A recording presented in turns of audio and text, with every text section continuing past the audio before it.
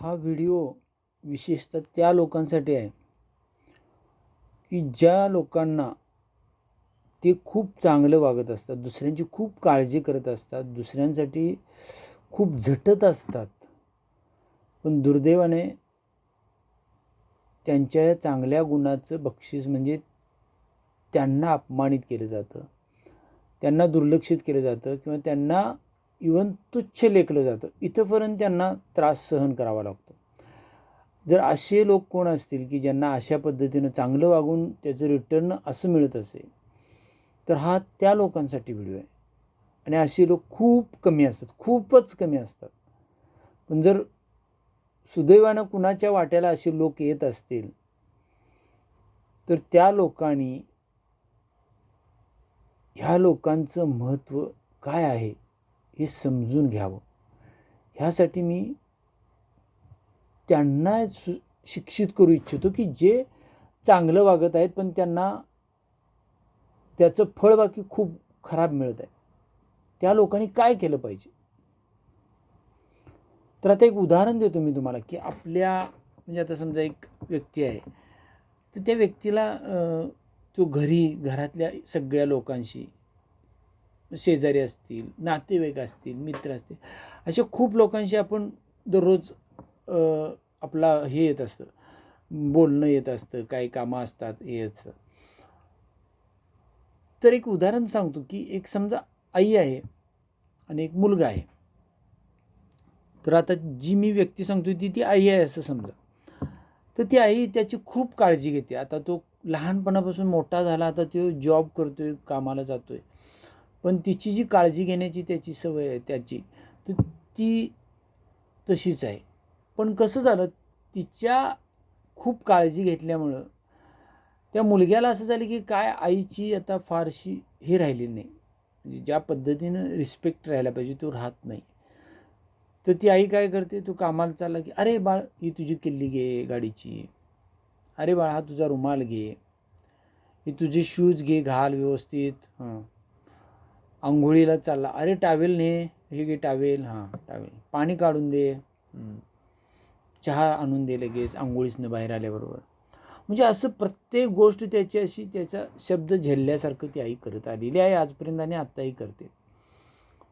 पण तो मुलगा प्रत्येक वेळी तिला हे घे रे, हां ठेव तिथं, हां ठेव तिकडं, हां हां अरे हे खाल्लास काय, आज डबा देऊ काय, असं काहीतरी दे तिकडं, काय आता मी खात नाही तिथं, मी बाहेर खाणार आहे, ते कशाला देत बसतीस, नाही ते मला ते काय उगाच देत बसत जाऊ नकोस, केव्हा मागेल त्यावेळी देत जा, उगाच देतीस मला फार काय दे नाही, मी बाहेर खाणार आहे.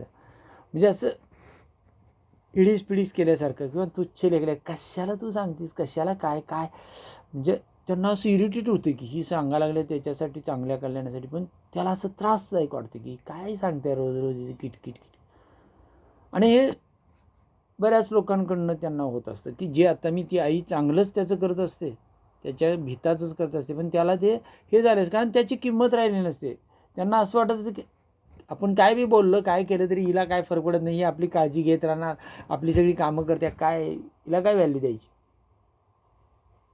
अशा पद्धतीनं तो माणूस, ती व्यक्ती गृहीत धरली जाते. आणि जी तुमच्यासाठी इतकी धडपडत असते त्या व्यक्तीचं महत्त्व सगळं ढासळत जातं, तुच्छ लेखलं जावं लागतं हळूहळू. तर तुम्ही जर अशा कॅटेगरीतले असाल, तुम्ही असं इतरांवर मनापासून खूप प्रेम करताय, त्यांना खूप माया लावल्या, त्यांच्यासाठी तुमचा जीव तुटतोय, पण त्या लोकांना जर तुमची किंमत नसेल, ते तुम्हाला तुच्छ लेखत असतील, तर तुम्ही एक गोष्ट सुरुवातीला करा. जसं आता मी हे उदाहरण दिलं आहे, तसं कुठल्याही नात्याबद्दल तुमचं होऊ शकतं. म्हणजे तुम्ही आई मुलगा मी सांगितले, कदाचित वडील मुलग्यामध्ये असं होत असते, कदाचित भावाभावामध्ये होत असते, बहीण भावामध्ये होत असतं, कदाचित चुलत पुतण्यामध्ये होत असतं, कदाचित आजी नातूमध्ये होत असतं, आजोबा नातमध्ये होत असतं, आजा नातूमध्ये होत असतं. असं म्हणजे कोणतंही नातं, कोणती व्यक्ती त्या व्यक्तीवर खूप प्रेम करते आणि त्या व्यक्तीच्या खूप प्रेम केलेलं, काळजी केलेलं उलट त्या व्यक्तीला अनादर केला जातो. तर त्या व्यक्तीनं काय करायचं. आता जे मी पहिलं उदाहरण दिले की जसं मुलगा आणि आईचं, तर तेच उदाहरण आपण धरूया की तर त्या आईनं काय करायचं. पहिली गोष्ट करायची तुम्ही जे रोज आता त्याला काढून देत आहे, कपडे काढून ठेवली, आंघोळीला गेला टावेल दिला, हे टावेल नाही रे, हे नाही रे, अशा पद्धतीने जे करत आला आहे तर ते थांबवायचं. पहिल्यांदा तुम्ही टॉवेल ठेवत असाल ना बाथरूममध्ये देऊ नका. एक दिवस तो आंघोळीला जाईल, बघल, अरे टावेल कसं काय नाही, लगेच हाक मारेल, अरे टावेल का ठेवला नाही, मला टावेल लागतोय, कसं काय आज विसरलं काय. आता मी दुसरा भाग करतो व्हिडिओचा, कारण याची वेळ थोडी कमी आहे. त्या दुसऱ्या भागामध्ये मी कसं आपण वागलं पाहिजे हे मी त्यात सांगतो. थँक्यू.